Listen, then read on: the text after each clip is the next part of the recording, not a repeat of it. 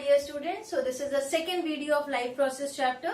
In first one we had finished the introductory part and the autotrophic nutrition.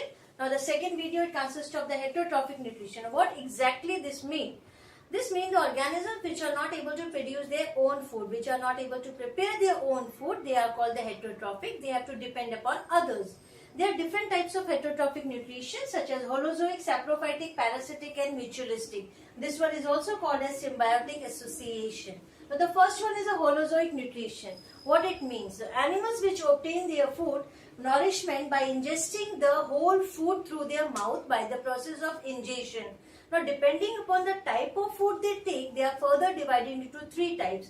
That is herbivorous, carnivorous and omnivorous. I think everybody know what are these. Herbivorous, omnivorous and the carnivorous. Now the second type is a saprophytic nutrition. Now in this type of nutrition, organisms feed on the dead and decaying part of the organism. Now here organic matter, example fungi, mushroom, they comes under the saprophytic nutrition. Next is the parasitic nutrition. It involves host as well as the parasite.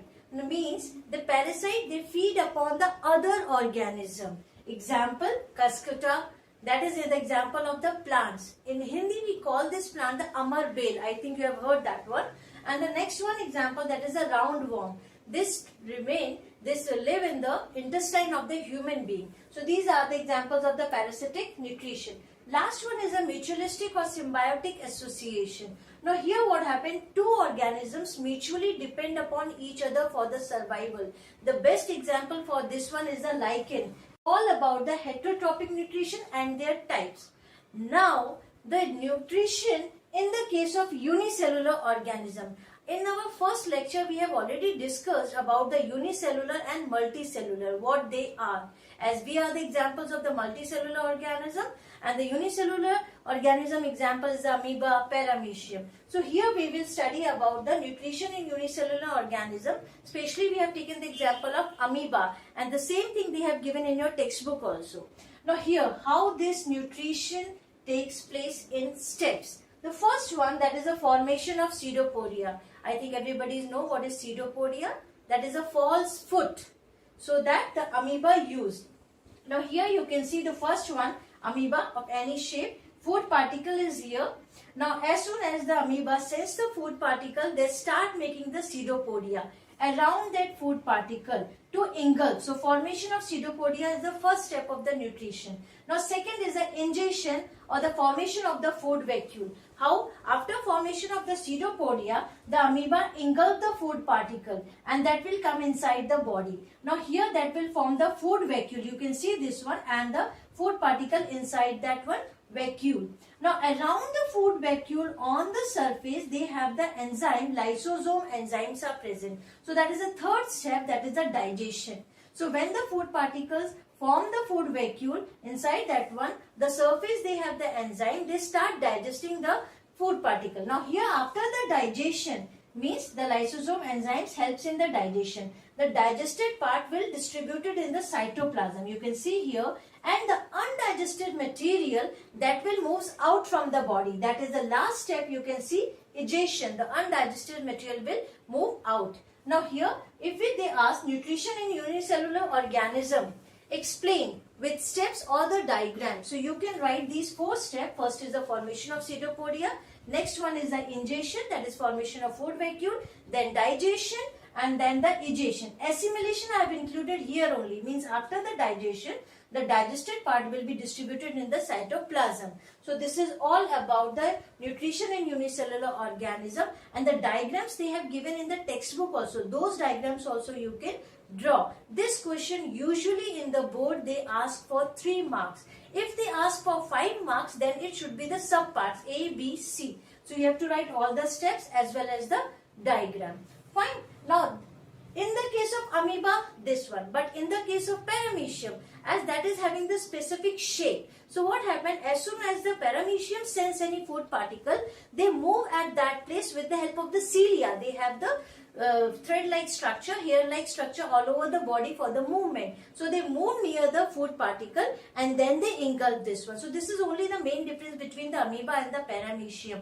And same example they have given in the textbook. One more thing, students, when I am explaining here and you are watching these videos, so my request is, see this, that as soon as this video is over or in between, so just pause that one and read the textbook of that same content which is given there. Because if you will do both the things simultaneously, the things will be more clear. And if you have any doubt in that, best thing, just note down the question or the doubts. When we will come back in the month of June or in the month of April, then you can clear all the doubts. So simultaneously you are writing your doubts and you are understanding the things also in a proper way. Now after this nutrition in unicellular organism, now we will deal with the nutrition in human being. So after nutrition in unicellular organism, now we will go to the nutrition in human beings. Now here you can see this diagram. And children, my suggestion that before starting this topic, from here you can open your textbook and just open page number 99. So keep it in front of you. That will be very easy if this picture is not clear in this video. Fine. So take your time. You can pause this or else open that textbook. Okay. Now nutrition in human being. That is here the figure you can see, the human alimentary canal. This human alimentary canal, the parts of this in sequence, that is from mouth, esophagus, stomach, small intestine, large intestine, rectum and anus. In between we have liver and the pancreas also, which will help in the digestion process. So we will start this from the mouth. Now mouth, that is also called the buccal cavity. Now here what happened? The cheek line secrete mucus which helps the food to become lubricate. So easily that will be chewed into the smaller pieces and lubricated. And one more thing, here the 3 pairs of salivary glands are present that will release the enzymes and that contain the salivary amylase enzyme. Now what this salivary amylase enzyme will do? That will break down the starch to a simple sugar. So digestion process starts in the mouth with the help of this enzyme salivary amylase, which is secreted by the salivary glands which is present in the mouth, inner lining of the cheeks. Now next, after this one, the food will move toward the esophagus and through this esophagus it will reach into the stomach. Now how it will move? That is with the help of the peristalsis movement. Now what is this peristalsis movement? This is a rhythmic contraction of the muscle of the esophagus that will help the food to push towards the stomach. When it reaches to the stomach and enter, that is through the esophageal sphincter muscle which is present at the junction of the esophagus and the stomach. Now here the stomach will secrete the gastric juice. Now what this gastric juice consists? It consists of HCl acid, mucin and the pepsin. Now what are these function of these content? What the important role they play in the digestion? Now here this gastric juice which is secreted in the stomach, HCl will do create the acidic medium. Now why this need the acidic medium? Because the pepsin which is secreted in the gastric juice needs the acidic medium to become active. Now pepsin what will do? That break down the protein into the smaller molecules, that is into the amino acids. Now here when the HCl is secreted, that may damage the inner lining of the stomach. So to protect that, mucin will play important role. So mucin will coat the inner lining of the stomach, protect the stomach from the HCl acid and create the acidic medium by the acid, will help the pepsin to break down the protein into smaller molecule, that is amino acid. So in the mouth, starch digestion started.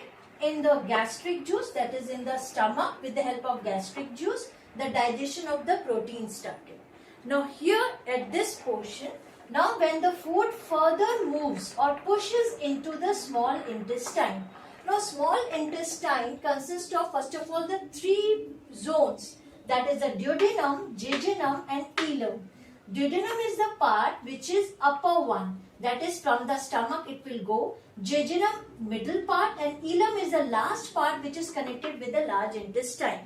Small intestine play a very important role in the digestion process.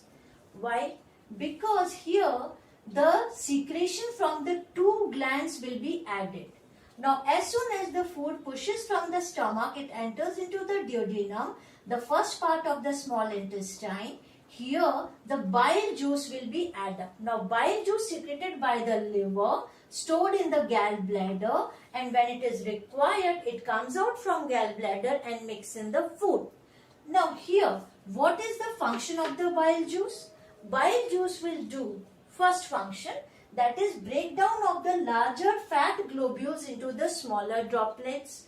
Fine, so that the enzyme can easily act on that and help in the digestion. And the second very important function is that bile juice, see, food in the stomach is an acidic medium, that when pushes into the duodenum, that will turns into alkaline medium, and that will be done by the bile juice. So bile juice, first function, larger fat globules into the smaller one. Second, it turns the acidic medium into alkaline medium. Now the question arises, why we need the alkaline medium? Because further, when the pancreatic juice will be added, so the enzymes which are present in the pancreatic juice, they need the alkaline medium for the function. Now this alkaline food then pushes further into the duodenum portion, and here this pancreas you can see that will secrete the pancreatic juice. Now this pancreatic juice consists of the three enzymes. What are those? That is amylase, lipase and trypsin. Now what is the function of these three enzymes? Amylase will digest the starch to simple sugar.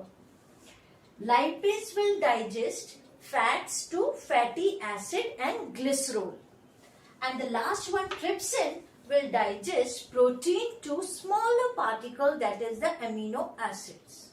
So you can see here, that is in the case of the small intestine, digestion of protein, starch and the fat, all things that will be completed in the small intestine. So whole the digestion of the starch, protein, fat completes in the small intestine. Now that will start the absorption of the digested food. How it will do? Now here the inner lining of the small intestine, that is a jejunum part, end of the duodenum and the jejunum part will consist of the villi, inner lining of the small intestine, small hair-like projections throughout the small intestine. Those villi are connected with the blood capillaries. Now what happened? Whatever the digested food simplest form will be absorbed, because villi will provide the larger surface area for the absorption. They absorb the digested food material and they pass it through the blood capillaries into the blood so that we can utilize that one. So here the digestion completes in the small intestine, then absorption also done in the small intestine. This is up to here where the digestion is finished. Now undigested material that will pass into the large intestine.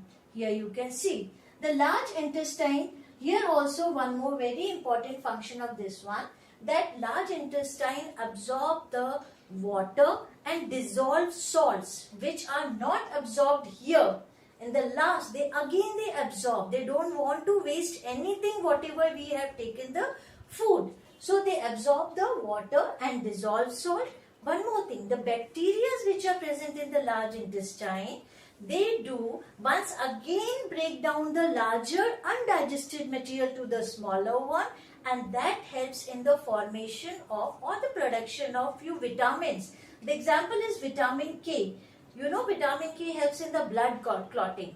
So here in the large intestine, the production of the vitamin K also takes place. So absorption of water and dissolved salt and formation or the production of the vitamin K here. Now after this, nothing is left. Only the undigested material which is not useful, that will push to the further into the rectum where it stores, and later on it comes out from the body through the anus. So you have seen here a human alimentary canal. First, suppose I will ask the question, where the complete digestion of the food takes place? So the answer will be small intestine. Where the absorption of the digested food takes place? Small intestine. Where the digestion starts? That is in the mouth, with the help of salivary amylase enzyme, breakdown of the starch. But the further breakdown of all other protein, fats, that takes place in the intestine. In the stomach, only the pepsin enzyme is there. So this is about the human alimentary canal. Now one more thing I want to share, that here in the case of herbivorous and in the case of carnivorous, there is little bit difference in the length of the small intestine of the alimentary canal. Now why? In the case of herbivorous, they have a longer small intestine as compared to carnivorous. The reason is this: herbivorous, they eat grass. So what happens? That contains the larger amount of cellulose, and cellulose needs the largest time, more time as compared to the digestion of the meat.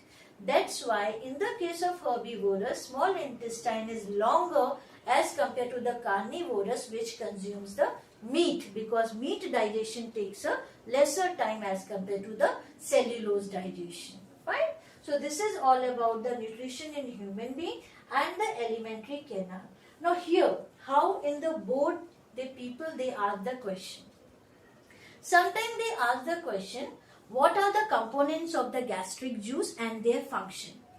If they ask this, for 3 marks. If they ask this question, depend on the nutrition in human being, for 5 marks. So there will be the subparts.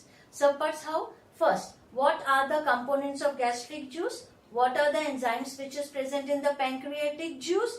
Or what is the function of HCl? Because HCl here, yes, one more. HCl is performing 2 functions. I think I have shared one. That is, it creates the acidic medium for the pepsin enzyme. One more, HCl also kills the microorganisms, which is not useful for the body, as that ingested through the food. Somehow it reaches to the stomach, HCl will kill. So HCl performing here 2 functions.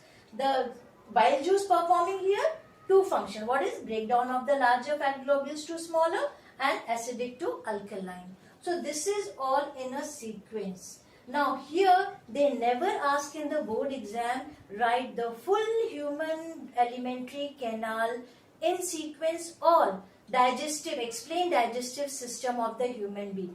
They ask in the parts, in the sections A, B, C, or 2 marks or 3 marks. Sometimes they ask which enzyme is present in the saliva, that is salivary amylase. So my main aim and my request for all my students, that please, when I have explained this one, go through this and read the textbook also.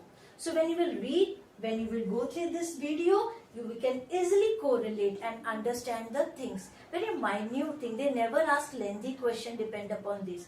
They ask the bits of that one. So this is all about the nutrition in human beings. So here again you can go through this image, because I have zoomed that one, and the details you can go through the textbook.